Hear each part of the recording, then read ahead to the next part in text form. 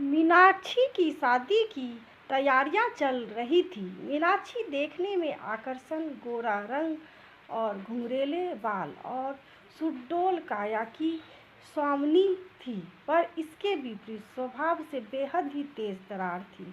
अगर कोई बात उसके मन की होती तो ठीक, वरना समझो आसमान सर पे उठा लेती थी। फिर उसको बड़े छोटे का फर्क नहीं समझ आता था। हालांकि जैसे ही गुस्सा ठंडा होता और दिमाग शांत होता तो तुरंत ही माफ़ी मांग लेती थी। मीनाक्षी की माँ ने सोचा कि दूसरे के घर जाएगी तो यह आदत अपने आप बदल जाएगी, पर उनकी यह सोच उनकी आशा के विपरीत निकली। शादी के बाद जब मीनाक्षी विदा होकर सुमित के घर आई तो भी उसकी आदतें बदली नहीं। सुमित एक समझदार और शांत और जिम्मेदार लड़का था। उसके घर में उसके पिता कविश जी और माता विमला जी और छोटी बहन सोनल थे। बड़ी बहन मीना की शादी हो चुकी थी। सब लोगों ने विमला जी सबसे सीधी सादी संयुक्त परिवार में सास ससुर के साथ रही। सबसे बड़ी बहू थी तो हमेशा दबी और सहमी रही थी। कबीर जी अपने माता पिता के प्रति इतने ज़्यादा समर्पित थे कि उन्होंने पत्नी का दुख सुख कभी समझा ही नहीं। यह भी जानने की कोशिश नहीं की विमला जी क्या क्या अन्याय सह रही हैं। वे बस सास के तानों उल्हानों के बीच घर की जिम्मेदारी को उठाना ही अपनी किस्मत मान चुकी थी। जब विमला जी के बच्चे बड़े हुए तो उन्होंने बस यही चाहा कि बेटी को अच्छा ससुराल और पति के साथ प्यार करने वाले सास ससुर मिल जाए, और जब बेटी की शादी हो तो बहू को इस घर में खूब प्यार मिले, क्योंकि इसी प्यार और अपनेपन के लिए विमला जी पूरी जिंदगी तरसती रही। मीनाक्षी के आते ही विमला जी ने हृदय के उस खाली पड़े कोने को प्रेम से भरना शुरू कर दिया था, जो आंसू बहते बहते पत्थर का हो चुका था। रोज सुबह का नाश्ता विमला जी ही बनाती। जब सोनल टोकती तो कहती कि जब तू ससुराल जाएगी तो तुझे भी अच्छा लगेगा अगर तेरी सास तेरे लिए कुछ करेगी। वे बेटी की तरह तो तभी बनेगी ना जब मैं उसकी माँ बनूंगी। आखिर पहले अस्तित्व में माँ आती है, फिर उसके इतना करने के बाद ही औलाद उसका आभार मानती है। दुनिया में सब सब आपकी तरह अच्छे नहीं होते हैं माँ। जब सामने वाला कदर करे तो उसकी सेवा करो, पर भाभी तो कभी आपके लिए कुछ भी करने की नहीं सोचती। मीनाक्षी की आलसी प्रवृत्ति और तुरंत जवाब देने की आदत ने बहुत दिनों तक घर में शांति टिकने नहीं दी। एक बार विमला जी की तबीयत बहुत खराब हो गई। उनके पूरे शरीर में दवा से एलर्जी हो गई।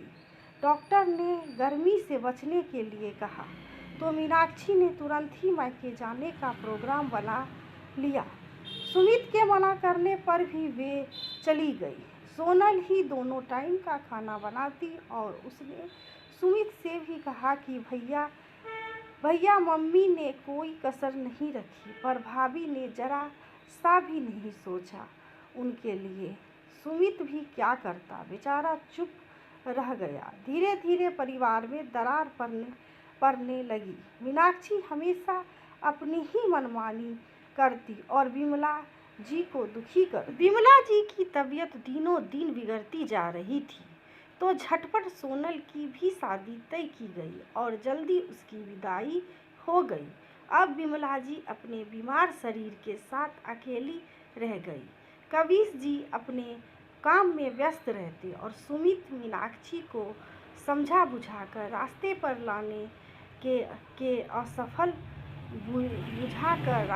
लाने में असफल प्रयास करता रहता। विमला जी कमला काम वाली के न आने पर इतनी बीमारी में पोछा लगाती तो मीनाक्षी वहीं पर से चप्पल पहनकर निकल जाती। अगर खाना बना के रखती तो सबसे पहले परोस कर खा लेती। सब अपनी इज्जत बचाने के लिए मीनाक्षी से पर्याप्त दूरी बनाकर रखते। इसी बीच मीनाक्षी गर्भवती हुई तो खुशी के मारे विमला जी का क्या कुछ नहीं करती कि बहू के लिए जो उसके खाने का मन करता वह मंगवाती।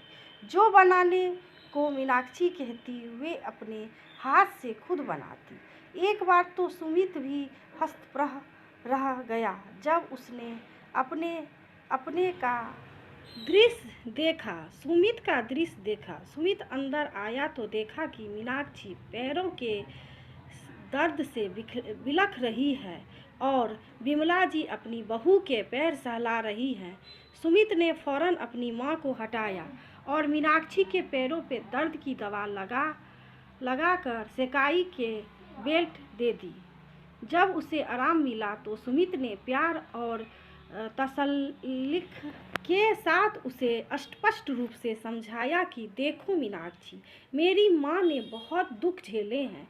इस घर में वे कभी चैन से नहीं रह पाई हैं। वह बेहद सीधी हैं, साक्षात देवी हैं मेरी माँ। अगर तुम उनकी इज्जत नहीं कर सकती और उन्हें प्यार के दो शब्द नहीं बोल सकती है तो तुम मेरी तरफ से आज़ाद हो। मैं अपनी बीमार माँ को और मानसिक कष्ट नहीं दे सकता, इसलिए तुम चाहो तो अपने घर जाकर अपनी माँ से अपनी सेवा करवाओ। यह बात मैं इसलिए कह रहा हूँ क्योंकि तुमने कभी मेरे परिवार के लिए कुछ नहीं किया। मैं बहुत कोशिश की कि तुमको परिवार से जोड़ सकूं, पर तुम अपनी ही धुन में लगी रही। सुमित ने मीनाक्षी के पिता को बुलाकर सारी बात बताई तो उन्होंने मीनाक्षी को बहुत फटकार और कड़ाई से कहा, अगर यहाँ से कायदे से नहीं रहोगी तो फिर मायके से कोई उम्मीद मत रखना। सुमित और अपने पापा की बातों से मीनाक्षी बहुत शर्मिंदा हुई और सुमित से माफ़ी मांगते हुए बोली, मुझे माफ़ कर दीजिए, मैंने माँ जी के साथ वाकई बहुत बुरा बर्ताव किया, फिर भी वे मेरे साथ अच्छा ही करती रहीं। दरअसल अपनी सहेलियों से उनके ससुराल की बातें सुनकर मेरे मन में एक अनकही नफरत बैठ गई थी और उसके चलते मैं यह भी पहचान नहीं पाई कि सब सासें बुरी ही नहीं होती, कुछ बहुएं भी मेरी तरह बदतमीज होती है। आप मुझे माफ़ करके एक मौका और दीजिए। सुमित ने मीनाक्षी को चुप कराया और खुद अपनी माँ के पास चला गया। अगले दिन मीनाक्षी का बदला हुआ रूप विमला जी के जीवन की नई सुबह थी। वे बहू को स्नेह और परवाह पाकर गदगदा उठी। सकारात्मक कदम उनकी सांसों को बढ़ा रहा था। पर एक दिन ज़्यादा तबीयत बिगड़ने पर सुमित और कविश जी ने उनको अस्पताल ले गए। वहां पहुंचने से पहले ही उनकी हृदय गति रुक गई थी। क्रूरता काल ने विमला जी का परिवार से छीन लिया। सुमित, सोनल और बीना का कबीर जी तो एकदम बेसहारा महसूस कर रहे थे। वहीं मीनाक्षी घर के आंगन के कोने में खड़ी सुबक रही थी और सोच रही थी, अगर उस दिन सुमित ने इतना जलील ना किया होता तो वे तो तमाम उम्र अपने को इस गली से बाहर ना कर पाती और भले ही कुछ दिन ही सही वे अपनी सास की कुछ तो सेवा कर पाई। आज माँ से भी बढ़कर सास को खोकर अनाथ महसूस कर रही थी। मीनाक्षी पर अपनी नंदों के पीछे सहारा बनकर खड़ी थी और यही उसका प्रायश्चित होगा। जिस घर में बुजुर्ग हंसते मुस्कुराते हुए रहते हैं, उस घर में भगवान का वास होता है।